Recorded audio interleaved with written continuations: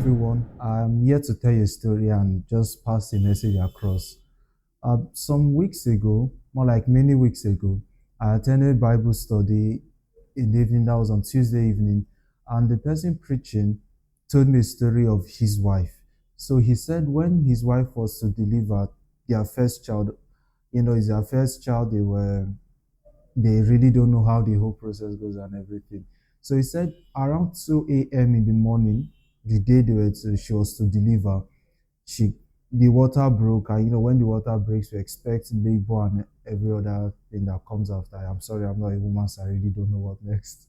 And he said he pleaded with his wife to wait till 3 p.m. because according to him, at the area where they see the security, what we call the area boys would not allow them to move so early at that time.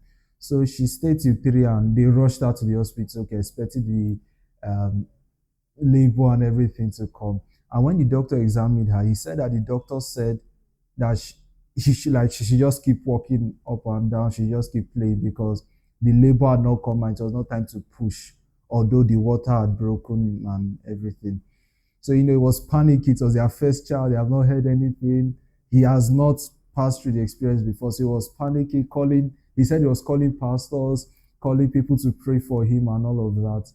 And eventually she gave birth that day, no complications. But, that evening when I got back home, I began to think of this thing and I realized that this is almost synonymous to the coming of Jesus. So this is why I came to the conclusion on the day, on that very day when he told me the story. What if that is the same thing with Jesus? Jesus told us he himself did not know when the world would come to an end. And he also said something very important. He said, he gave us some signs. He told us this will happen. We hear rumors of war. He told us the end will not come then. But this and this will happen. And after then, the world will come to an end. And we are beginning to see some of those signs. Reading Matthew chapter 25, we began to realize that there are some signs that are really more scary. Some comment that Jesus made. He said, if those days were not shortened, not even the elect to be saved. And I know I'm smiling now, but when I read this, it was terrifying. And I'm not saying this to scare you, by the way. But what came to my mind is, I go about talking to people, and when you hear from them, what they often say is that I've been hearing the world will come to an end very soon since I was born. And look at me now. I'm 20, I'm 30, I'm old, I'm married. The world has not come to an end yet. So these things are fake. But it's almost the same thing with the woman. When the water breaks, you expect labor, you expect child delivery. But in our case, labor did not even come at all. Not to now talk of child delivery for some time.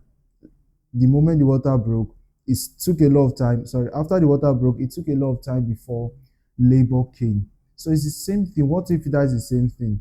When we begin to hear of wars, we hear of rumors of war, hear of people backstabbing, hear of the love of people going down. What if that is the same thing? That the real labor or the real tribulations and all those other things that will signify the end may not come Jesus, my bad. Jesus coming. What if all those, we are hearing of tribulation, we are hearing persecution, we hear of terrorists killing Christians. What if all those things, yes, all those things are happening, but just like that woman, labor has not started, or how will I put it, it's not time to push.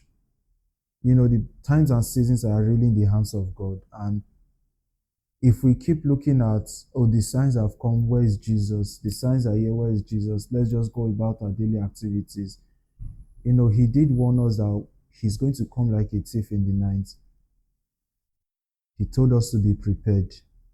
I was reading the parables of the 10 virgins today, and at the end of the parable, he made mention that we should be prepared so that his coming does not take us unaware. So once we begin to see the signs, be prepared. And when I, that day after listening to the message, going home and thinking of this, I came up with this, let's say, catchphrase or just something I wanted to share. The moment the water breaks, the child is coming soon. So what you do is you get yourself to the hospital, The doctors get you ready to push. So the moment you begin to see these signs, the world is coming to an end. Get ready. That's it. Just get ready. We don't know when it's going to come, and we just have to be ready. And I mean, apart from that, apart from getting ready for the whole world and everything. Okay, then I'll stop here. I'll stop here. I'll stop here. There's something I want to say, but I think I'll share it in the next video or in some videos to come. But let's focus on the end time now. Jesus is actually going to come soon. I don't know the time. We don't know the time.